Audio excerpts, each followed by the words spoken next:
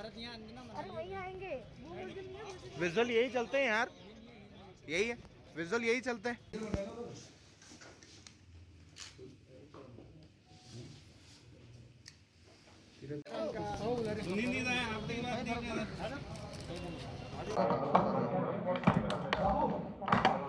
कल दिनांक 21/1/2021 को जयपुर से श्रीमान पुलिस आयुक्त महोदय का मेरे पास फ़ोन आया और उन्होंने अवगत कराया कि एक अनीता अनिल जोशी जो महाराष्ट्र की रहने वाली है, उसने जयपुर में कोई परिवाद दिया है कि उसके साथ 73,000 रुपये की ठगी हुई है। उसको किसी व्यक्ति ने फ़ोन पर सस्ता लोन दिलाने के नाम पर आवेदन करवाया और आवेदन के साथ प्रोसेसिंग फ़ीस के नाम पर करीब 73,000 रुपये मेरे से ठग लिए। बाद में उससे संपर्क किया गया तो उसने अपने फ़ोन स्विच ऑफ कर लिए। इस तरह का परिवाद जयपुर में उसने दिया क्योंकि उसने अपने आप को जयपुर में ही अपनी कंपनी का ऑफिस बताया था, जहां उसकी जांच की जा रही थी। उसकी एक जांच टीम कल उन्होंने अजमेर में भिजवाई थी। जब उन्होंने उसकी जांच की तो ये पाया गया कि जिस फ़ोन से उन्होंने कॉल किया उसको, परिवादी को, उसकी लोकेशन अजमेर में है। इस संबंध में आयुक्त महोदय ने मुझे अजमेर की लोकल पुलिस का सहयोग देकर के और इसमें जांच करने और अग्रिम कार्रवाई करने के निर्देश दिए। उनके निर्देश की पालना में जयपुर से आई टीम, जो सत्यपाल सिंह सीआई के नेतृत्व में आई थी, टीम के साथ हमारे लोकल सिविल लाइन क्षेत्र के एसएचओ थानाधिकारी अरविंद सिंह तथा सीओ नॉर्थ डॉक्टर प्रियंका के नेतृत्व में सिविल लाइन थाने की टीम उनके साथ भेजी गई और सिविल लाइन थाना क्षेत्र में एक बिल्डिंग है जिसका नाम है बिल्डिंग का पैनोरमा कोचिंग सेंटर के नाम से बिल्डिंग है।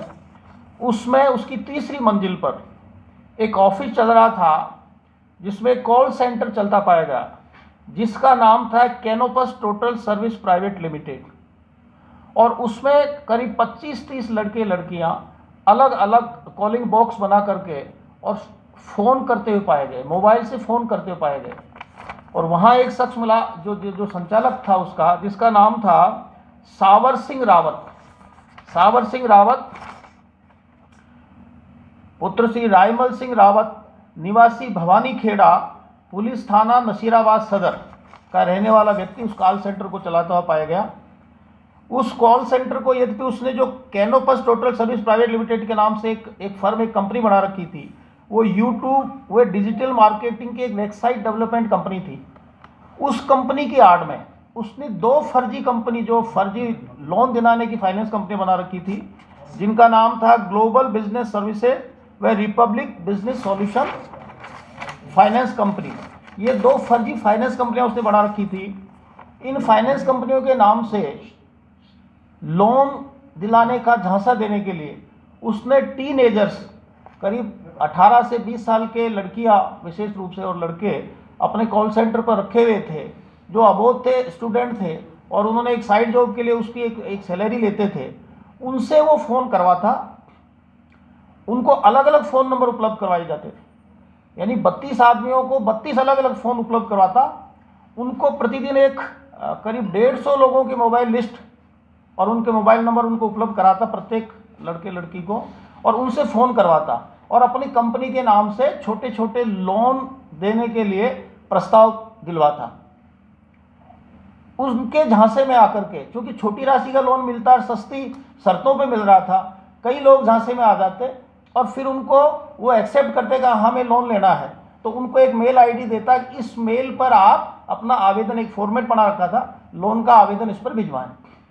वो लोन का आवेदन उस मेल आईडी पे भेज देते। उसके बाद फिर उनसे प्रोसेसिंग फीस के नाम पर डिमांड की जाती, जो लोन की राशि के अनुसार करीब 10 से 30,000 रुपये की डिमांड की जाती। अब चूंकि छोटी राशि है, प्रोसेसिंग फीस देनी ही पड़ती, इस बात को सब समझते हैं, इसलिए लोग झांसे में आ जाते। और जो वो खाता नंबर बताता, इन्हीं दोनों कंपनियों के खाते में, जो करीब 3-4 बैंकों में उसके खाते खुले हुए थे, अलग अलग व्यक्ति को अलग अलग खाता नंबर बताता, उसमें फिर वो प्रोसेसिंग फीस जमा करवाता। प्रोसेसिंग जमा कराने के बाद जब आवेदक उसके लिए इंक्वायरी करता कि मेरे लोन का क्या हुआ, तो उसके बाद करीब 3 दिन 5 दिन अपने फ़ोन को स्विच ऑफ कर लेता उस नंबर से। उसके बाद व्यक्ति परेशान होकर फ़ोन करना बंद कर देता और इस तरह से ये राशि हड़प लेता था। तो ये 2 कंपनियों की आड़ में इसने पिछले करीब 6 माह में करीब 60-70 लाख रुपए की ठगी की है विभिन्न लोगों के साथ में, जिसके लिए गहनता से अनुसंधान किया जा रहा है। कल इसको पूछताछ के बाद गिरफ्तार किया गया और इसके कब्जे से जो कॉल सेंटर से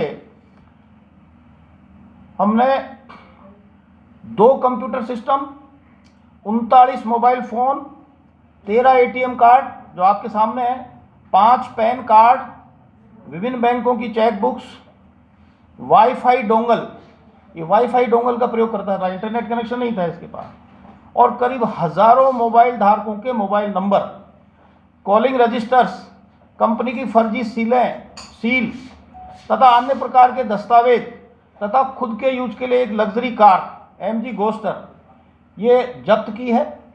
और इसके अलावा इसके कहाँ कहाँ बैंक खाते हैं, इसका साथ देने वाले और कौन कौन हैं, और जो बच्चे इसने सैलरी पे रखे हुए थे उनका क्या रोल है, क्या अपराध में शामिल है या अबोध है, उनको जानकारी नहीं थी। इन सभी बातों पे गहनता से तफ्तीश की जा रही है। मज़ेदार बात यह है कि प्रारंभिक पूछताछ में ये सामने आया है कि इसने जो फ़ोन कराए इसके पास नंबर कहाँ से आए। नंबर प्राप्त करने के लिए इसने जस्ट डायल कंपनी के डेटा का उपयोग किया, वहाँ से डेटा लेकर के और फिर ये डेटा इन लड़कों के माध्यम से मोबाइल नंबर लेकर के कॉल करवाता अलग अलग। और उसमें भी मज़ेदार बात यह है कि ये जो सभी मोबाइल नंबर थे ये मैक्सिमम दक्षिणी राज्यों के लोगों के हैं। राजस्थान के अभी प्रारंभिक पूछताछ में राजस्थान के किसी व्यक्ति के साथ ठगी करना नहीं पाया गया, राजस्थान के बाहर के लोगों के साथ ठगी करना पाया गया, जिसमें ज़्यादातर दक्षिणी राज्यों के लोग हैं। तो इस संबंध में इससे गहनता से पूछताछ की जा रही है और इसके खिलाफ मुकदमा 406, 420 आईपीसी में दर्ज किया जा चुका है, जिसका अनुसंधान हमारे थानाधिकारी हमारे सीओ डॉक्टर प्रियंका के लीडरशिप में उसका अनुसंधान कर रहे हैं निकटतम सुपरविजन में। और इस तरह के फर्जी कॉल सेंटर्स देश के अन्य राज्यों में भी एक तरह से पकड़े गए हैं। तो मैं आप लोगों के माध्यम से जनता से अपील करना चाहता हूं कि इस तरह के लोन दिलाने के नाम पर जो भी कॉल आए कृपया उसके झांसे में नहीं आए। सबसे पहले उसको वेरीफाई करें, अच्छी तरह वेरिफिकेशन के बाद ही अप्लाई करें और उसके बाद ही प्रोसेसिंग फीस जमा कराने के बारे में सोचें।